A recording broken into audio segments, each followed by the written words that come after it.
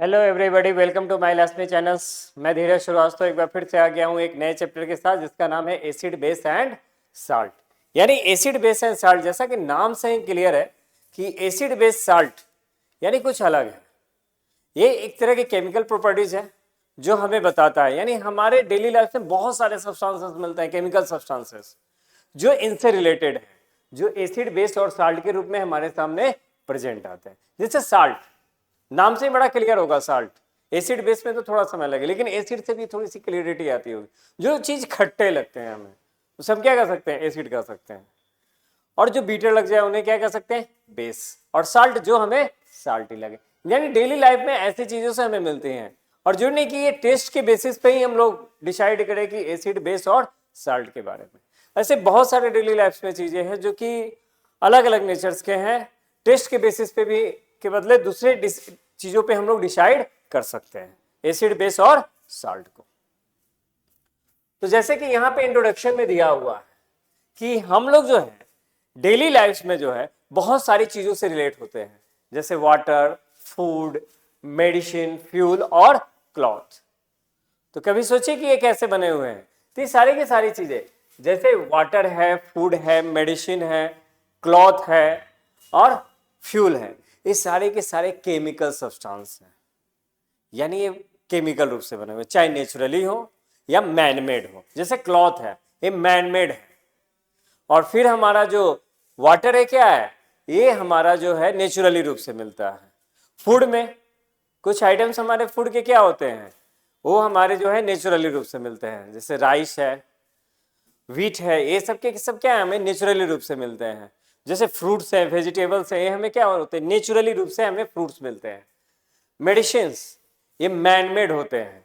फिर फ्यूल, हमारे ये फ्यूल भी हमारे क्या होते हैं? नेचुरली रूप से मिलते हैं। तो कहता क्या है कि हमारे डेली लाइफ में ये सारी चीजें जो हैं हमें मिलती हैं, या तो मैनमेड होता है नहीं तो नेचुरली होता है। लेकिन ये सब के सब हैं क्या? ये सारे के सारे हमारे जो हैं केमिकल सब्सटेंस हैं। ये सारे के सारे क्या है? हमारे केमिकल सब्सटेंस हैं। यानी all these are chemical substance, यानी ये सारे के सारे क्या है? हमारे केमिकल सब्सटेंस है। जैसे water, food, medicine, fuel and cloth. ये जो हमारे डेली लाइफ की जो चीजें हैं, ये सारे के सारे क्या है? हमारे केमिकल सब्सटेंस है, यानी केमिकल रूप से बने हुए। फिर एक केमिकल सब्सटेंस है। केमिकल सब्सटेंस क्या है? तो वैसे सब्सटेंस जिसमें एटम या एलिमेंट प्रेजेंट होते हैं, एटम या एलिमेंट्स प्रेजेंट होते हैं, वो क्या हो जाएंगे? हमारे केमिकल सब्सटेंस हो जाएंगे। तो जितनी सारी चीजें, वाटर में भी हमारा एलिमेंट प्रेजेंट्स है, हमारे फूड में भी है, मेडिसिन में भी है, हमारे मेडिसिन में भी क्या है? प्रेजेंट है। फ्यूल में भी प्रेजेंट है, क्लॉथ में भी क्या है? हमारे प्रेजेंट्स है। क्या है? हमारे ये जो है एलिमेंट्स प्रेजेंट्स है। यानी कुल मिला के जो है 118 एलिमेंट्स हैं हमारे पास, और उनमें से जो है हर एलिमेंट जो है कहीं ना कहीं इन सारी चीजों में यूज हुआ है। यानी जो हमारे केमिकल सब्सटेंस बने हुए हैं वह एलिमेंट से बना हुआ है।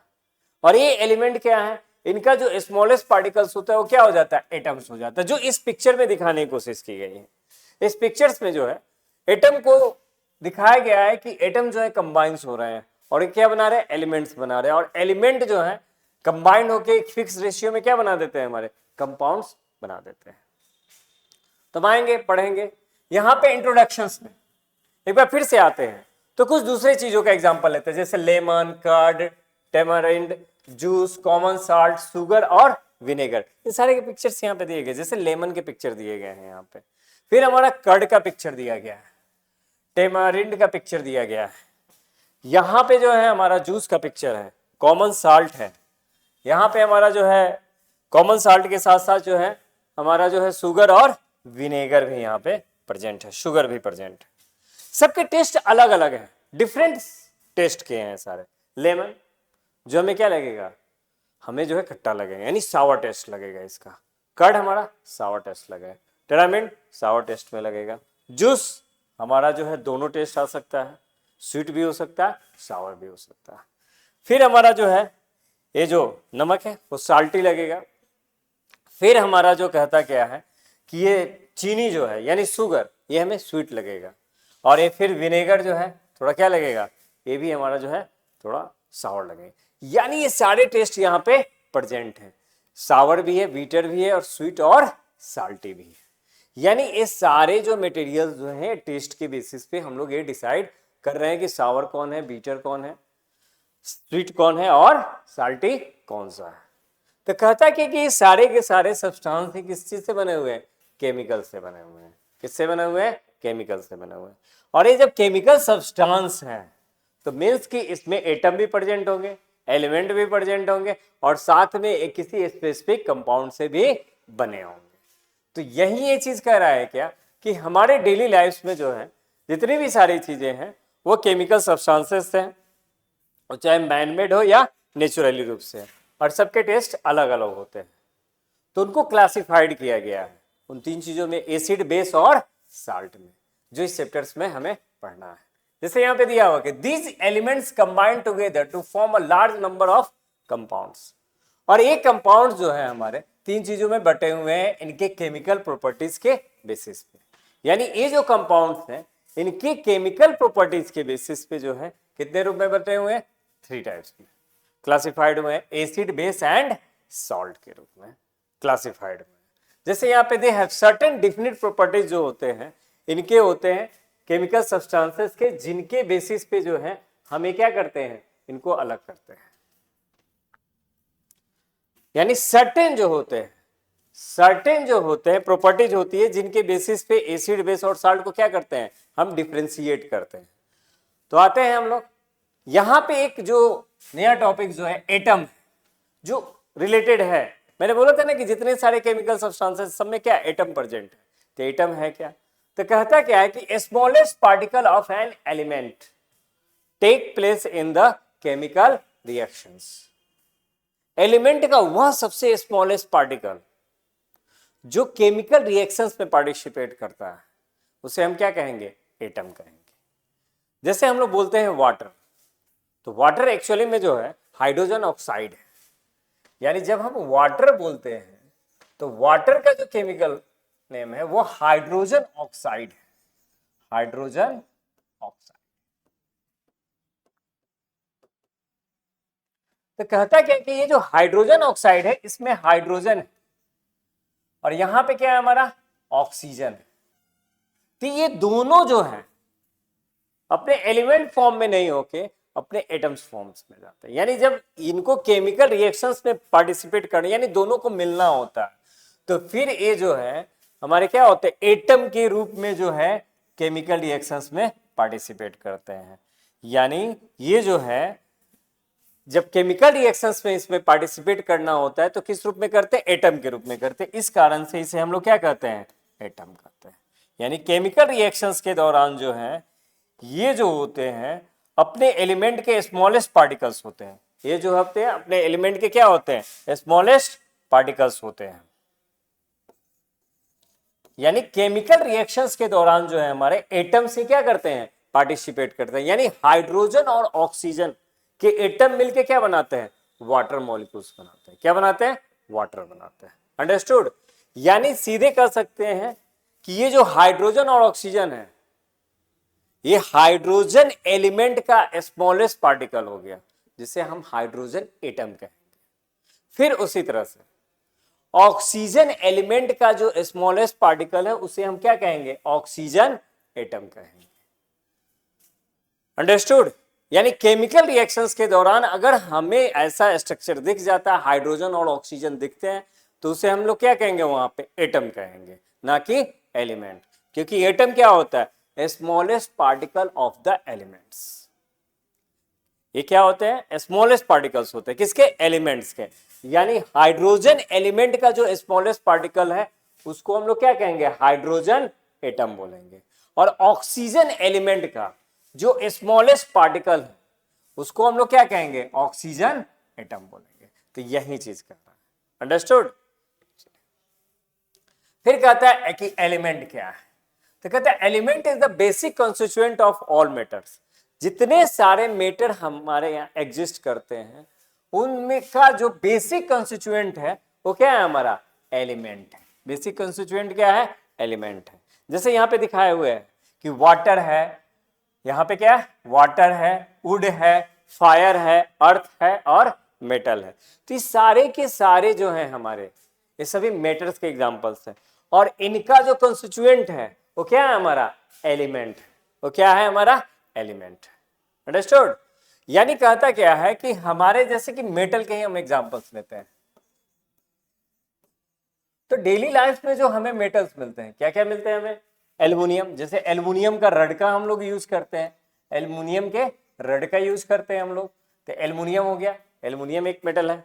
फिर हमारा कहता क्या है कि आयरन, आयरन का यूज करते हैं, आयरन के पॉट्स, एल्युमिनियम के भी पॉट्स होते हैं। फिर साथ ही साथ जो है हम लोग गोल्ड के लिए भी यूज करते हैं, यानी हम लोग सॉरी ऑर्नामेंट्स के लिए हम लोग यूज करते हैं, किसका यूज करते हैं, गोल्ड का। फिर हम लोग सिल्वर का यूजेस करते हैं। तो कहता क्या है कि जो हमारा ऑर्नामेंट्स है, ऑर्नामेंट्स में क्या प्रेजेंट है, गोल्ड भी है और सिल्वर भी है। जो घरों में जो पॉट यूज होता है, आयरन के पॉट यूज होते हैं यानी, और फिर जो है हमारा एल्युमिनियम का पॉट यूज होता है जिसमें हम लोग क्या करते हैं, खाना बनाने का काम करते हैं। तो ये जो पॉट जो होते हैं ये क्या है, एक तरह के मैटर ही है और उनका बेसिक कंस्टिट्यूएंट क्या है, ये एल्युमिनियम एटम हो गया, एल्युमिनियम एलिमेंट या आयरन एलिमेंट हो गया। और इसी एल्युमिनियम एलिमेंट का जो स्मॉलेस्ट पार्टिकल होगा वो क्या हो जाएगा हमारा, एल्युमिनियम एटम हो जाएगा।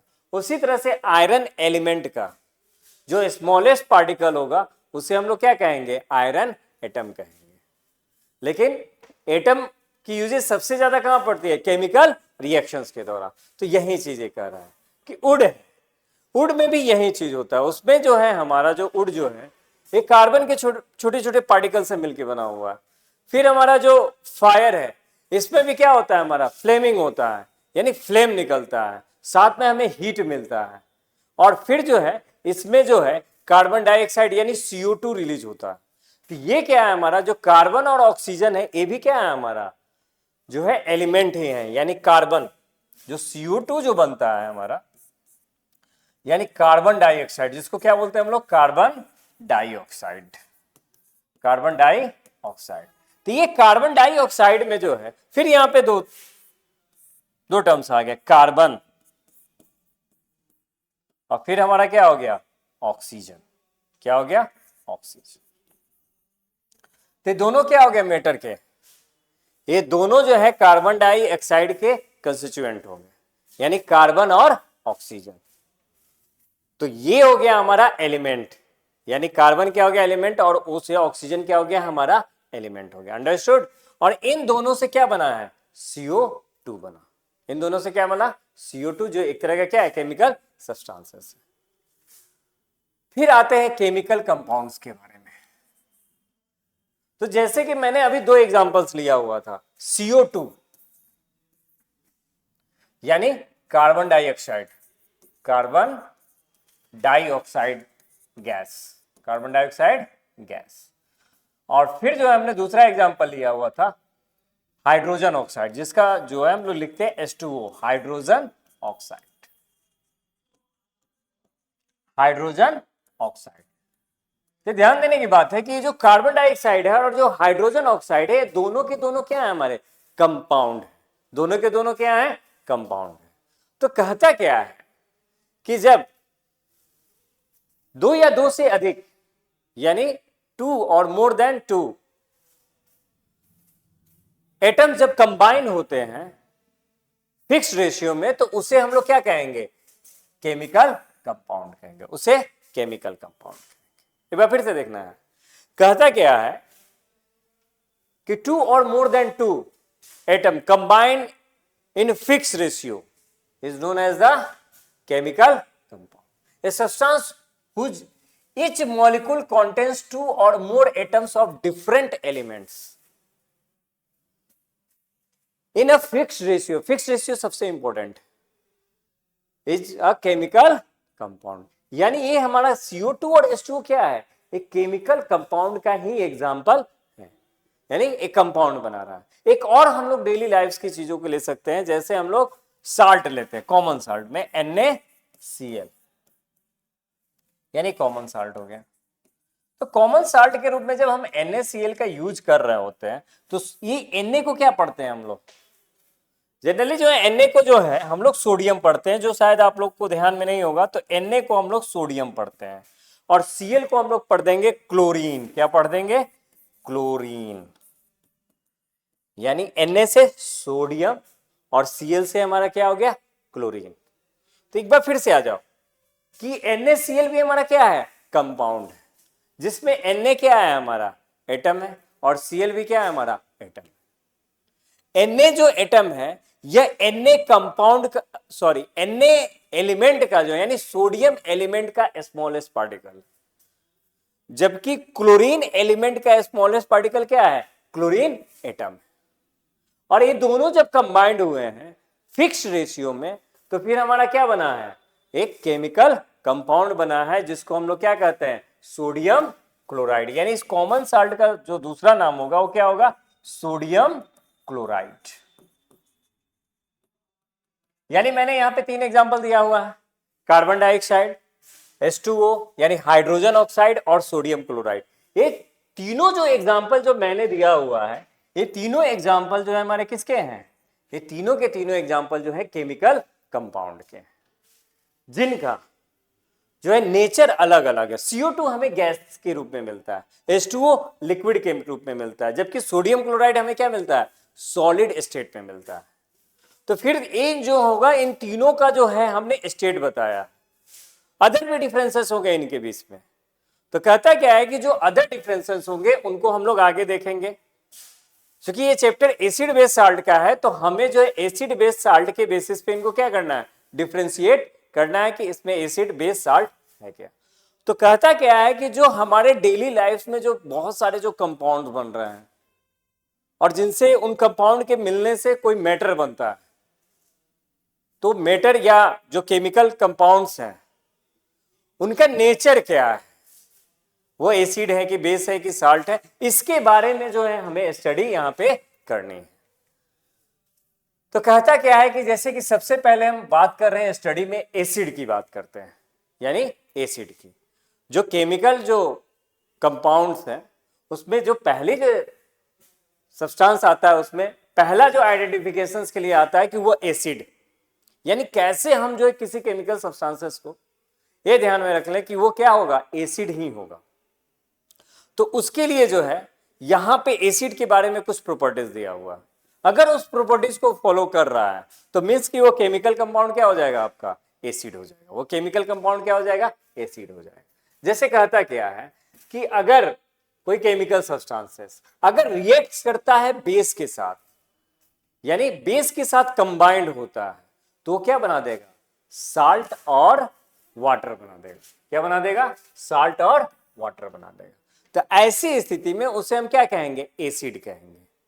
यानी कोई भी केमिकल सब्सटेंस अगर बेस के साथ रिएक्ट करता है और वह साल्ट और वाटर बना देता है तो मीन्स वो क्या है? एसिड। अब कहता क्या है कि जो सेकेंड है हम टेस्ट के बेसिस पे भी आइडेंटिफाई कर सकते हैं कि जिनका सावर हो टेस्ट, सावर यानी खट्टा टेस्ट हो, उसे हम क्या कहेंगे? एसिड कहेंगे। लेकिन जिनका हमें टेस्ट ही पता ना चले तो फिर उसको एसिड कैसे कहेंगे? तो फिर कहता क्या है कि ऐसे एसिड जिन्हें हम टेस्ट नहीं कर पाते उनके लिए एक दूसरा तरीका भी, यानी जिनको टेस्ट कर सकते हैं, जो हमारे बॉडी के लिए हार्मफुल नहीं है, वैसे एसिड को टेस्ट करने पे अगर सावर आता है, वैसे के सावर आता है तो हम उसे क्या कहेंगे? एसिड कहेंगे। और फिर कहता क्या है कि वैसे केमिकल सब्सटेंसेस जिनको टेस्ट करने पे हमें नुकसान हो सकता है, तो उसके लिए जो है एक दूसरा तरीका है, यानी सेकेंड मेथड कहता क्या है कि वो जो होता है वो केमिकल सब्सटेंसेस अगर ब्लू लिटमस को रेड कर देता है तो फिर हम उसे क्या कहेंगे? एसिड कहेंगे। यानी ब्लू लिटमस को अगर रेड कर दिया तो हम उसे क्या कहेंगे? एसिड। यानी वैसे केमिकल सब्सटेंसेस जिनका हम टेस्ट नहीं कर पाए क्योंकि वो हमारे लिए नुकसानदायक है, तो वैसी स्थिति में उस केमिकल सब्सटेंसेस को क्या करते हैं कि ब्लू लिटमस पे डालते हैं, और ब्लू लिटमस पे रखने के बाद जो है उस ब्लू लिटमस का कलर चेंज हो जाए, यानी ब्लू लिटमस जो है रेड में कन्वर्ट हो जाए। किस में कन्वर्ट हो जाए? रेड में कन्वर्ट हो जाए। तो फिर वो हमारा केमिकल सब्सटेंसेस क्या है? एसिड है। वह केमिकल सब्सटेंसेस क्या है हमारा, एसिड है। जैसे यहां पे कुछ जो है एग्जांपल्स हमारे दिए गए, acetic acid, citric acid, hydrochloric acid, sulphuric acid और नाइट्रिक एसिड। यहां पे पिक्चर भी दिखाया गया कि ये एसिटिक एसिड है। जनरली जो है विनेगर के रूप में जो है एसिटिक एसिड का यूज किया जाता है। फिर आता है हमारा लेमन, जो हमारा साइट्रिक एसिड है। लेमन क्या है, साइट्रिक एसिड है। तो हम लोग जो है लेमन का जो है टेस्ट कर सकते हैं, तो यानी ये टेस्ट के बेसिस पे भी हम बता सकते हैं कि ये सावर है। फिर आता है हम HCl, HCl का टेस्ट नहीं कर सकते हैं, ये हमारे लिए काफी बहुत ज्यादा हार्मफुल होता है। फिर हाइड्रोक्लोरिक एसिड के साथ साथ सल्फ्यूरिक एसिड भी और नाइट्रिक एसिड भी, जो यहाँ पे पिक्चर्स दिया हुआ है। यहाँ पे हाइड्रोक्लोरिक एसिड है, ये क्या है हमारा हाइड्रोक्लोरिक एसिड, जिसका हम लोग क्या कर सकते हैं, टेस्ट नहीं कर सकते हैं। फिर कहता है सल्फ्यूरिक एसिड, सल्फ्यूरिक एसिड का भी हम टेस्ट नहीं कर सकते। फिर कहता क्या है नाइट्रिक एसिड, नाइट्रिक एसिड भी जो है इसको कहते हैं हम लोग नाइट्रिक एसिड, इसका फॉर्मूला जो होता है HNO3 होता है, इसका भी हम टेस्ट नहीं कर सकते। यानी एसिटिक एसिड का भी कर सकते हैं, ये बहुत ज्यादा हमारे लिए हार्मफुल नहीं होता। इसको दूध वगैरह को जो है फाड़ने में विनेगर जो होता है ना, जो यूज किया जाता है दूध को फाड़ने के रूप में जिससे पनीर निकाला जा सके, तो वही है एसिटिक एसिड। एसिटिक एसिड और वाटर को मिक्स करके जो विनेगर बनाया जाता है, वही है एसिटिक एसिड। लेमन टेस्ट करके हम बता सकते हैं कि ये सावर है, तो फिर ये क्या है हमारा एसिड है। लेकिन HCl की बात करते हैं, hydrochloric acid, sulphuric acid, nitric acid, इनको टेस्ट नहीं कर सकते, ये हमारे लिए हार्मफुल है। तो फिर कैसे इनकी टेस्ट करेंगे कि ये एसिड है? तो कहता क्या है कि इन तीनों को, यानी हाइड्रोक्लोरिक एसिड, सल्फ्यूरिक एसिड और नाइट्रिक एसिड, इनमें से किसी को भी ब्लू लिटमस पे जब इनको डालते हैं, क्योंकि ये लिक्विड स्टेट में होते हैं, तो ब्लू लिटमस पे जब इसको डालते हैं तो ब्लू लिटमस का कलर ही चेंज हो जाता है। यानी कलर क्या हो जाता है, रेड कलर हो जाता है। अंडरस्टूड? यानी हाइड्रोक्लोरिक एसिड को चेकआउट करना है कि यह एसिड नेचर का है कि नहीं, तो फिर हम लोग क्या करते हैं कि इसको ब्लू लिटमस पे रखते हैं, ब्लू लिटमस का कलर चेंज होकर रेड हो जाएगा। उसी तरह से सल्फ्यूरिक एसिड लेते हैं और ब्लू लिटमस पे रखते हैं, और ब्लू लिटमस का कलर चेंज हो जाता है, सल्फ्यूरिक एसिड होता है। फिर नाइट्रिक एसिड, नाइट्रिक एसिड को भी ब्लू लिटमस पे रखते हैं, तो जिससे क्या होता है, ब्लू लिटमस का कलर चेंज होकर रेड हो जाता है। आप कहिएगा कि ब्लू लिटमस कहां से आएगा, तो ब्लू लिटमस एक पेपर है, ये क्या है, एक तरह का पेपर जो हमें जो है लैब में मिलता है, आपके स्कूल लैब में मिल जाएगा ये ब्लू लिटमस पेपर, जहां पे जो है इनका यूजेज करके ये बताया जाता है कि ये एसिड है या अदर सब्सटेंसेस है। अंडरस्टूड? अगर एसिड होगा तो ब्लू लिटमस पेपर को किसमें कन्वर्ट कर देगा, रेड में। ये मिलता है हमें, ये लैब में आपको मिल जाएगा ब्लू लिटमस पेपर। फिर आते हैं हम लोग इसके बाद जो है प्रॉपर्टीज ऑफ एसिड में, तो फिर वही चीज है कि एसिड की सबसे बड़ी खासियत सावर होता है टेस्ट में, साथ ही साथ क्या होता है, एक कोरोसिव नेचर का होता है, ये मेटल के साथ जो है रिएक्ट कर जाता है। यानी कहता है कि acid are corrosive in nature, have ability to corrode the metals, यानी मेटल को ये कोरोड कर देता अगर मेटल के साथ ये रिएक्ट करे तो, ये एसिड की खासियत है। साथ ही साथ जो है यह जो है ग्लास वेयर में जो है इसको रखा जाता है, क्योंकि इसके साथ ये रिएक्ट नहीं करता है। ग्लास वेयर में रखने पे इसके साथ क्या करता है, रिएक्ट नहीं करता। यानी जो नाइट्रिक एसिड जो है, जो देखिएगा यहाँ पे नाइट्रिक एसिड, हाइड्रोक्लोरिक एसिड या सल्फ्यूरिक एसिड, तीनों को जो रखा गया ग्लास वेयर में ही रखा गया है, क्योंकि ये क्या करते हैं, इसके साथ रिएक्ट ही नहीं करते। विदिन है कि एसिटिक एसिड को भी हम लोगों ने क्या किया, ग्लास वेयर में रखा है, क्योंकि ये क्या करते हैं, उसके साथ रिएक्ट नहीं करते। लेकिन इसको किसी मेटल के साथ रख दीजिए तो ये रिएक्ट कर जाएगा। अंडरस्टूड? ये किसी भी मेटल के साथ रखिएगा तो क्या हो जाएगा, ये रिएक्ट कर जाता है। इसीलिए जो है इनको मेटल के साथ नहीं रखा जाता है, ग्लास वेयर के साथ रखा जाता है। फिर कहता है कि acid are soluble in water, acid की सबसे बड़ी खासियत है कि वे वाटर में क्या होता है, सोल्यूबल होता है, लेकिन इसको सावधानी पूर्वक वाटर के साथ क्या किया जाता है, मिक्स किया जाता है। जो हम आगे पढ़ेंगे। अगर इसमें सावधानी नहीं रखेंगे, केयर नहीं रखेंगे, तो फिर ये हमारे लिए क्या होता है, नुकसान होता है। तो हम लोग इसके बारे में आगे पढ़ेंगे। फिर आता है क्या यहाँ पे कि हमारा जो है यहाँ पे आपको वही दिखाए हुए हैं, यहाँ पे आपको एसिड के ही पिक्चर्स, यहाँ पे विनेगर्स आपको दिखाया गया है, यहाँ पे टेरामेंड दिखाया गया है, ये सब के सब क्या है, हमारे एसिड ही हैं। फिर कहता क्या है कि एसिड एंड देयर सोर्सेस, तो कुछ एसिड के नाम यहाँ पे दिए गए हैं और इनके सोर्सेस दिए गए हैं। जैसे कह रहा है कि आंवला और साइट्रस फ्रूट्स में जो है हमें एस्कॉर्बिक एसिड मिलता है। आंवला साइट्रस फ्रूट में हमें कौन सा एसिड मिलता है, तो एस्कॉर्बिक एसिड मिलता है। साइट्रस फ्रूट्स में भी साइट्रिक एसिड भी मिल जाता है। फिर कहता है कि कर्ड और मिल्क में, ध्यान रखना है, मिल्क और कर्ड, कर्ड के बारे में तो ऑलरेडी आप डिटो हो गए कि कर्ड जो है हमारा खट्टा लगता है, यानी सावर टेस्ट का, इसलिए क्या है, हमारा एसिड है। लेकिन मिल्क भी एसिड है, इसको एकदम दिमाग में डाल लो कि मिल्क भी क्या है, आपका एसिड ही है। यानी मिल्क में कौन सी एसिड है, तो लैक्टिक एसिड है। जो कर्ड में जो एसिड प्रेजेंट होता है वही एसिड किस में प्रेजेंट होता है, मिल्क में। यानी मिल्क में कौन सा एसिड प्रेजेंट है, लैक्टिक एसिड प्रेजेंट है। फिर आते हैं बात करें टमारिंड की या ग्रेप्स की, तो कहता क्या है कि इसमें टार्टेरिक एसिड प्रेजेंट होता है। विनेगर, विनेगर अभी मैंने बताया था कि एसिटिक एसिड, यानी एसिडिक एसिड और वाटर को मिक्स करते हैं तो विनेगर बनता है। तो इस विनेगर में भी कौन सा एसिड प्रेजेंट है, एसिटिक एसिड। टोमेटो और स्पिनच में आपको ऑक्जेलिक एसिड प्रेजेंट है। टोमेटो और स्पिनच में कौन सा एसिड प्रेजेंट है, ऑक्जेलिक एसिड प्रेजेंट है। फिर एप्पल्स में मैलिक एसिड प्रेजेंट है।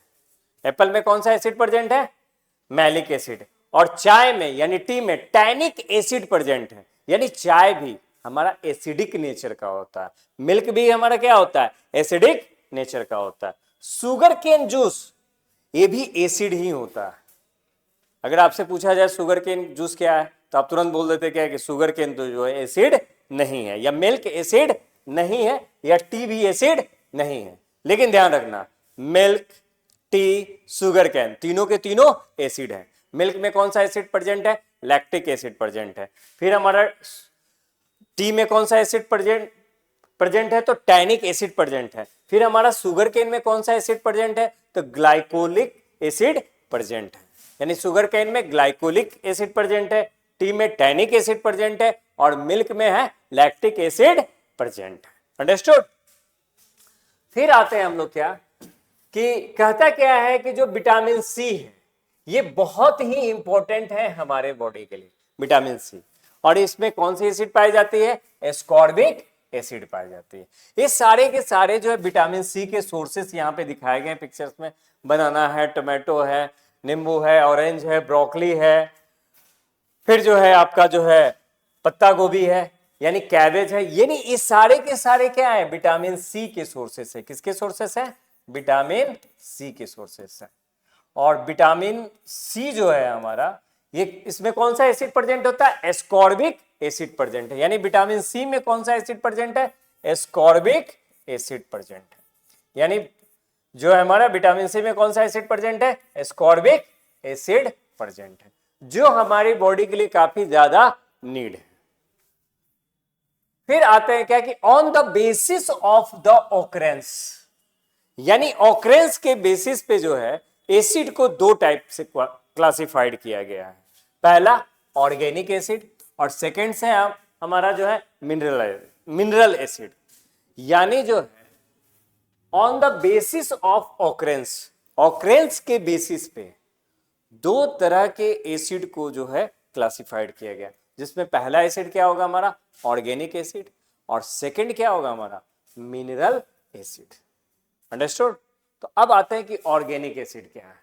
तो कहता क्या है कि organic acid are naturally occurring acid, यानी जो नेचुरली रूप से हमें ऑकर्स होते हैं, वो क्या होते हैं, हमारे नेचुरली रूप से ऑकर्स होते हैं, जो प्लांट्स और एनिमल्स में प्रेजेंट होते हैं।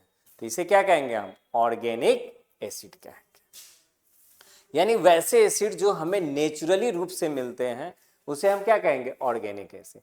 जैसे acetic acid, formic acid, citric acid, lactic acid, oxalic acid, ये सब के सब क्या है हमारे ऑर्गेनिक एसिड के एग्जाम्पल्स। जैसे यहाँ पे ऑर्गेनिक एसिड यानी जो फ्रूट और वेजिटेबल्स में जो प्रेजेंट्स होते हैं या एनिमल्स में जो प्रेजेंट्स होते हैं उसे क्या कहेंगे ऑर्गेनिक एसिड बोलेंगे। उसे क्या बोलेंगे ऑर्गेनिक एसिड, यानी जो नेचुरली रूप से हमें एसिड। अब आता है क्या कि ऑर्गेनिक एसिड के बारे में। यहाँ पे ऑर्गेनिक एसिड जो होता है एक वीक एसिड होता है, इसीलिए हम इसे टेस्ट के बेसिस पे जो है डिसाइड कर लेते हैं कि ये क्या है हमारा एसिड ही। It is not harmful to eat or drink substances containing natural occurring acid them, यानी जो नेचुरली रूप से जो एसिड होता है वो हमारे लिए हार्मफुल नहीं होता है। शुगर केन, मिल्क, टी, ये क्या हमारे लिए हार्मफुल है? नहीं है। तो फिर कहने का मीनिंग ये है कि जो हमारे ऑर्गेनिक एसिड्स है ये हमारे लिए हार्मफुल नहीं है। अंडरस्टूड? क्योंकि ये नेचुरली होते हैं। लेमन जूस, जैसे यहाँ पे एग्जांपल दिया हुआ ऑरेंज जूस और लेमन जूस का, जैसे यहाँ पे ऑरेंज जूस दिया हुआ है और लेमन जूस दिया हुआ, दोनों हमारे लिए हार्मफुल नहीं है, हमारे लिए हेल्दी है। ये हमारे लिए क्या है यूजफुल है। बहुत सारे लोग सुबह के टाइम में आपको नींबू पानी पीते हैं, क्यों? कैलोरी अपना कम करने के लिए। और फिर जो है ऑरेंज ये पीते हैं ताकि चेहरे पे क्या है ग्लोइंग आ सके। तो ये जो है हमारे लिए क्या है यूजफुल है, यानी ऑर्गेनिक जो एसिड्स है वो क्या है हमारे लिए यूजफुल है। फिर कहता क्या है मिनरल एसिड। तो मिनरल एसिड के बारे में कहता क्या है कि जो हमें मैनमेड एसिड्स हैं, जो हमें मैनमेड के द्वारा बना हुआ एसिड मिलता है उसे क्या कहेंगे हम मिनरल एसिड कहेंगे, यानी acid prepared from the minerals of the earth, यानी अर्थ के द्वारा जो एसिड जो मिलता है इसे मैनमेड एसिड भी बोलते हैं। इसे क्या कहते हैं मैनमेड एसिड भी बोलते हैं। जनरली जो है इन सब एसिड का यूजेज जो है हम लोग लैब में करते हैं, साइंस लेबोरेटरी में करते हैं एक्सपेरिमेंट के लिए। एक्सपेरिमेंट करने के दौरान जो है हम मिनरल एसिड का यूज करते हैं। जैसे कि हमने पिछले स्लाइड्स में पढ़ाया हुआ था कि आपको जो है हाइड्रोक्लोरिक एसिड, क्या पढ़ाया होता है हाइड्रोक्लोरिक एसिड, जिसका हम टेस्ट नहीं कर सकते हैं, ये क्या है हमारा मिनरल एसिड है। फिर सल्फ्यूरिक एसिड, सल्फ्यूरिक एसिड ये भी हमारा क्या है मिनरल एसिड है। फिर नाइट्रिक एसिड, और ये भी क्या है हमारा मिनरल एसिड है। यानी कहता क्या है कि जो अर्थ में जो मिनरल प्रेजेंट होते हैं उससे अगर हम एसिड बनाते हैं तो उसी को हम क्या कहते हैं मिनरल एसिड कहते हैं। यानी मिनरल नाम क्यों? मिनरल इसलिए नाम पड़ा कि अर्थ के पास जो मिनरल जो प्रेजेंट है, अर्थ में जो मिनरल प्रेजेंट है उससे कंबाइन करके, उनको फिक्स रेशियो में कंबाइन करके हम जब एसिड बनाते हैं तो उसे ही मिनरल एसिड कहते हैं। क्योंकि ये मैनमेड एसिड है, ये क्या है हमारा जो मिनरल एसिड है ह्यूमन बींग्स के द्वारा बनाया गया, एक्सपेरिमेंट करके बनाया गया, इस कारण इसे मैनमेड एसिड भी बोलते हैं। और इसका सबसे ज्यादा यूजेस कहाँ है? साइंस लेबोरेटरी में। साइंस लेबोरेटरी में जो है सबसे अधिक इसका क्या है यूजेज, हाइड्रोक्लोरिक एसिड का, सल्फ्यूरिक एसिड का और नाइट्रिक एसिड का। अब आते हैं मिनरल एसिड में। जैसे यहाँ पे नाम दे दिया है तीनों का, तीनों पिक्चर्स यहाँ पे दिखाए गए हैं। जैसे hydrochloric acid HCl, sulphuric acid H2SO4 और नाइट्रिक एसिड HNO3। तीनों में एक चीज है कि एक चीज कॉमन है तीनों में। तीनों में वो कॉमन चीजें क्या है? तीनों में जो है हाइड्रोजन प्रेजेंट है। तीनों में क्या प्रेजेंट है? हाइड्रोजन प्रेजेंट है। ये तीनों में सबसे कॉमन यही चीज है कि तीनों में क्या है हाइड्रोजन प्रेजेंट है। और हाइड्रोजन क्या है नेचुरली मिनरल्स है। फिर कहता है कि क्लोरीन, सल्फर, नाइट्रोजन या ऑक्सीजन, ये भी क्या है नेचुरली रूप से मिनरल्स होते हैं। यानी जो सल्फर है, यानी हाइड्रोजन, सल्फर और ऑक्सीजन अगर फिक्स रेशियो में मिलते हैं तो हमारा क्या बनाते हैं सल्फ्यूरिक एसिड बनाते हैं। यानी हाइड्रोजन, सल्फर और ऑक्सीजन फिक्स रेशियो में मिल जाते हैं तो क्या बना देते हैं हमारे सल्फ्यूरिक एसिड। यानी हाइड्रोजन क्या है, अगर ऐसे बड़े लेवल पे बात करें तो hydrogen, sulphur and oxygen are element.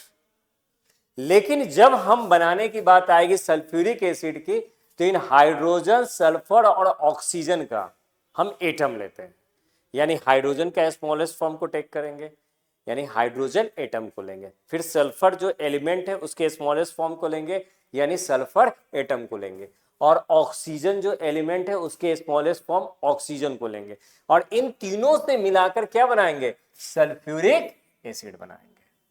उसी तरह से hydrogen chloride, hydrogen hydrochloric acid यानी हाइड्रोजन क्लोराइड, ये हाइड्रोजन और क्लोरीन से मिला है, यानी हाइड्रोजन एटम और क्लोरीन एटम को जब फिक्स रेशियो में कंबाइंड किया गया है तो क्या बना है हमारा, हाइड्रोक्लोरिक एसिड बना है। क्या बना है हमारा, हाइड्रोक्लोरिक एसिड बना है। उसी तरह से हाइड्रोजन, नाइट्रोजन और ऑक्सीजन को कि एटम को फिक्स रेशियो में कंबाइंड किया गया है, यानी हाइड्रोजन, नाइट्रोजन और ऑक्सीजन एटम को फिक्स रेशियो में कंबाइन किया गया है, तो क्या बना है हमारा, नाइट्रिक एसिड बना है। क्या बना है हमारा, नाइट्रिक एसिड बना है। अंडरस्टूड? कोई कंफ्यूजन इसमें, कोई कंफ्यूजन? चलिए फिर हम आगे देखते हैं। कहता क्या है कि जो मिनरल्स एसिड होते हैं वो डेली लाइफ्स में यूज करते हैं हम लोग। ये जो होते हैं हमारे मिनरल एसिड हमारे डेली लाइफ में भी है। इसमें कहता क्या है कि ये अगर कॉन्सेंट्रेटेड अगर मिनरल एसिड हैं तो ये थोड़े हमारे लिए डेंजरस होते हैं। जो कॉन्सेंट्रेटेड मिनरल एसिड्स होते हैं हमारे लिए क्या होते हैं, डेंजरस होते हैं। फिर साथ में कहता है क्या कि acid can burn our hands and cloth. Acid जो है हमारे क्लॉथ्स को क्या करेगा, बर्न कर देगा। अंडरस्टूड? यानी कहता क्या है कि एसिड जो है हमारे क्लॉथ्स को क्या करेगा,